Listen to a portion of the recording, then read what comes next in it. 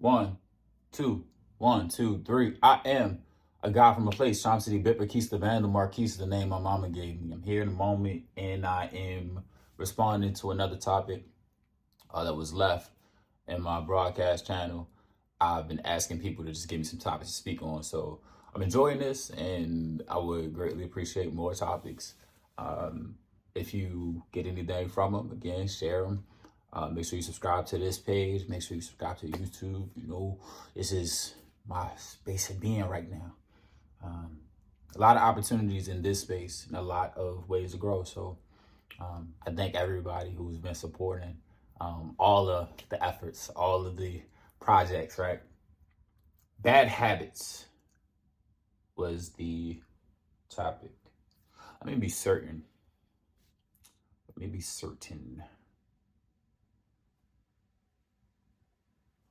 Not even signed in on Instagram. Not signed in Instagram on the other phone. But now I am.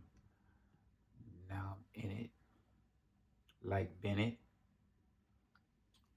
Getting rid of bad habits, short-term happiness, and exchanging that for long-term happiness. Shout out to Riembo Bella Lau.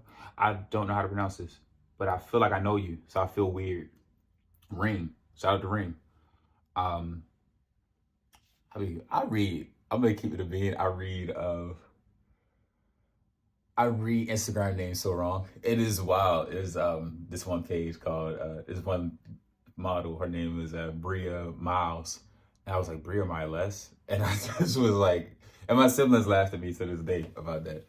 But yeah, getting rid of bad habits. That's an interesting one for me. I think is one of the things that helped me a lot with that process is fully identifying it, objectively identifying the habit and looking at it from a space that isn't so like controlled by my emotion. So I had some habits that I didn't consider the best habits, but I had to look at why they were my habits. Like that's the other part. Like these things that we do are oftentimes because of something else. So being conscious of what that something else is, and being honest about it, and not being afraid of it, not letting fear have you lie about it, because that is oftentimes what it is in a lot of ways. Like minimizing something because we don't want it to sound a certain way. Oh, this is just a little snack. This is a, what do they say? This is a cheat day. This don't do that much to me. It's like, no, this does a lot to me. This does a lot for me. Like honestly describing what the thing does for me was big. Like I love certain food and I had to be honest, like, oh, like this is the one. This does a lot for me. And not shaming yourself for having that habit is really important. Like I'm big on loving your way into a new life, loving your way into new habits and a new sense of truth and identity. I don't think that we give ourselves enough grace as a culture. When I started working out, I was shaming myself at first. And I was like, yo, like if I'm gonna do this long term, am I really gonna keep feeling like I'm a chump for this? Now there are points in the journey where I want to call myself a BAN and hit the bar. You know what I'm saying? I get to it and I get aggressive, but it's a time and a place. And at the start, being too aggressive is like the person preaching at you. You don't want to preach at yourself. Like you should know better. No, you really shouldn't, because if you knew better, you would have been doing better. And you would have been doing so much better that you wouldn't even have something you consider a bad habit. But again, it's back to that honesty. It's back to that knowing yourself. Happiness is based on perspective, right? Unfortunately, social media and media in general have positioned happiness to be this thing that's so external. Like everything is externalized. And I get happy, right? Knowing that this album is in my vinyl collection, right? I get happy knowing that, really happy, right? But I recognize that like it doesn't have to be. So I choose to be grateful for the fact that it is, and leave it at that, somewhat. Um, but happiness is, it can be temporary. Happiness can be fleeting. And I think the more attached we get to certain things, like I have to be happy. If I'm not happy, I'm lying. It's like, no, sometimes you're not gonna be happy. You don't have to be happy. You don't have to be anything for longer than you are that thing. And I just look at some of these like dreams that I was given coming up, that are like, it's freeze frame, and you're smiling forever, and you got the Lamborghini, and every time it starts up, you're excited. By the 10th time you start up the Lamborghini, it don't hit the same as the first. Everything in life is like that. And when we can recognize that, we can be more grateful for the things around us. So, yeah, I just look at it like, define happiness for yourself first. Don't don't shame yourself so bad for who you are, because realistically, the person you are is the first response to what your life presented you, right? Some people add things to their life that may not need to be in their life because they like fantasy. So they got drama in their life and they don't really need a dramatic life, but that could just be what they're into. They might do better in a theater class than bringing that into their personal life. But this is a reality. They have a desire for drama. They have a desire for gossip. They have a desire for those things, and finding a way to honor that, or respond to that without harming yourself or others, or it being detrimental to your life in a long-term sense, is really a blessing. But I'm trying to think of like things I consider bad habits. I know at one point, like when I was changing my diet, I talk a lot about diet. I was eating a lot of potato chips. So I was like, do I really like potato chips? Or is this an emotional thing? Because it's like something I've done and it's like the quickest snack. And if I'm standing in 7-Eleven and I want to get out of there quickly, I grab this bag of chips because that is like, I just want to leave here. And like, this is the quickest way to leave here and meet the need. So sometimes a habit is really a thing of, how do I meet this need? I've worked with a lot of people who smoked, and I have relatives who smoke. My dad smoked a lot of cigarettes, and it's like, you can almost sense when they're gonna go. Like it's you, like the mood drops a little bit, almost like actually this thing, right? The mood kind of drops, and but I personally, I get so used to just grabbing this to fill in gaps. So this is a gap filler. Could I replace this with a journal? Could I replace this with a certain exercise? Could I do a certain type of movement? Could I pray? Could I add a new habit? That is what I ask myself. And I think more than focusing so much on the bad habit or making this thing so immovable, finding something to put in place of it, right? Finding something to put in place of it.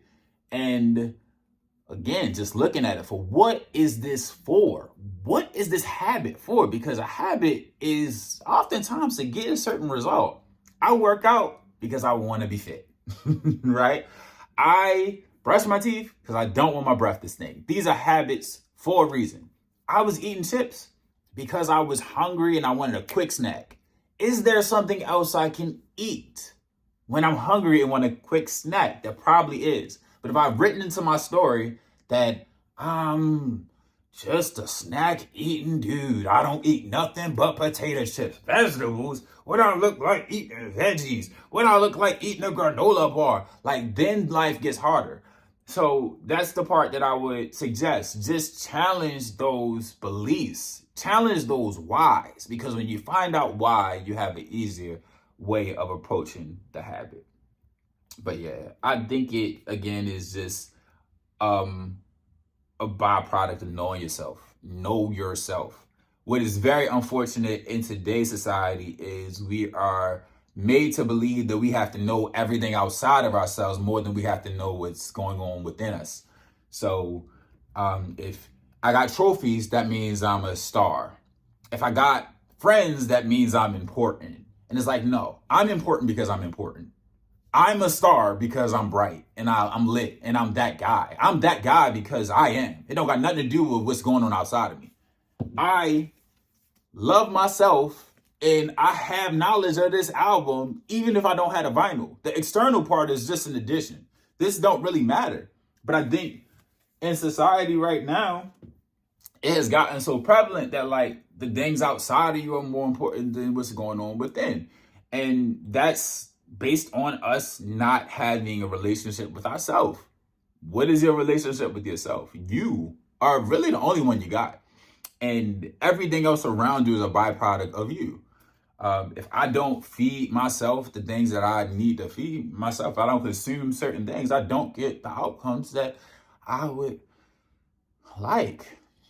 If I live by somebody else's story, if I live by a lie, and even in like rebellious spaces, right? I want to bring that up as well. In spaces where like I'm anti.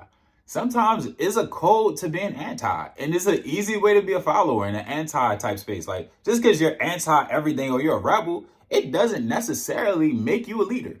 Like I know a lot of people that are rebellious that are not leaders. They still followers, and it's still a L. So it's like whatever space you enter, please lead yourself. Do these things because you want to do them, not because you're trying to prove a point to somebody or impress somebody you really like.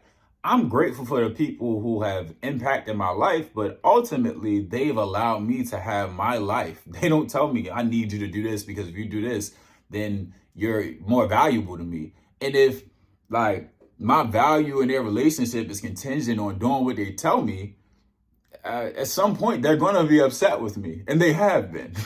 There are people who get to a point where it's like, you just do what you want, right? Because it's my life. Fuck you thought. So yes. Reframe it, man. Reframe it.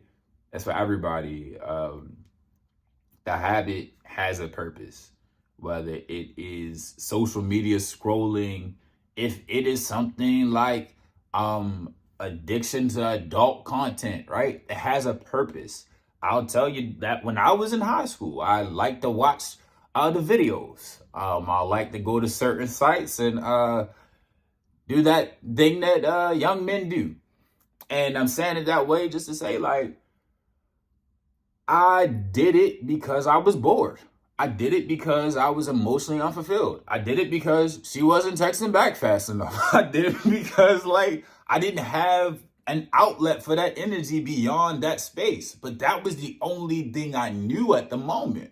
And as I grew to be a man, I recognized, oh, I can share this with a beautiful partner, a beautiful young lady. I could actually go and experience that with a woman who I can have safe moments with, and I can share this energy with her. I mean, not just be in this space and get what I came for, and we can share a great moment. And I think that is a problem in our society as well. The taboos around our true nature. We are here because of somebody having that, I want to share this energy, and then we become an energy because of some energy shared 9 months prior. Like that is really what this experience is overall. And there is no bad habit. There are just habits that are responding to something. So if you're getting bad outcomes, you probably have the wrong response in the moment. And there could be a better response. There can always be a better response. All right. So again, take shame out of the game. Look at yourself with some objectivity. Don't get so emotionally attached to your habits that you are prideful and you're afraid to release them. And you think that this habit is the full pillar of your identity because you are God's child first. You are so many things before you are your habits, before you are your job, before you are any of the things that you show up as in this world, right? So, like I said, man, whoever watching this, please, please, take some time to be with yourself. Take time to be in community with people who are understanding themselves and make space for your limited understanding. And just take some time to talk to God. Take some time to study the things that you'll have forever. You will have this heart, this brain, this body the whole time you're here. So learn this before you spend time trying to figure out your college degree, or try to be the greatest at your job, or try to be the greatest thing that somebody else is defined as the greatest. Oh, it's the greatest rapper. Oh, you're such a beautiful lover in my life. You're such an awesome person. Like, none of that matters. What are you to yourself? That's a hard question to answer for a lot of people right now, but it shouldn't be, and it doesn't have to be, and it can be answered with just some great intention. But yes, as I say, in a lot of ways, one day made better is many days made greater. I'm uplifting you to be in a world that cares. If I keep it to myself, I think that's unfair. The joys we're given are best when shared. Visionaries never die. Legends survive through the seeds we sow daily. We get better with time. I'm wishing you peace, prosperity, and many blessings. We are built in private, blessed in public. Whether they like it or love it, the process is trusted. We are abundant. Don't make it harder than it gotta be. Don't shame yourself if you're still making it hard. Shame is lame. Peace. Yeah.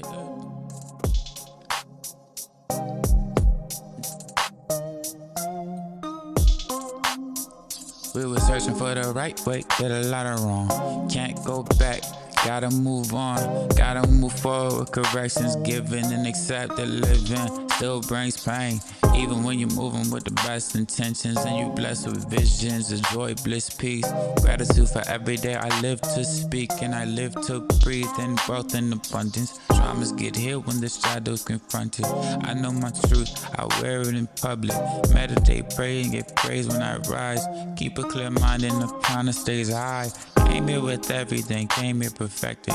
Took on some bags that I thought were protection. I let it all go, every limit. Grateful for peace in this life that I'm living. Glad to say the cycles are finished, complete. And I'm still on my feet. Wishing you peace. Wishing you peace. Wishing you peace. Well, thankful.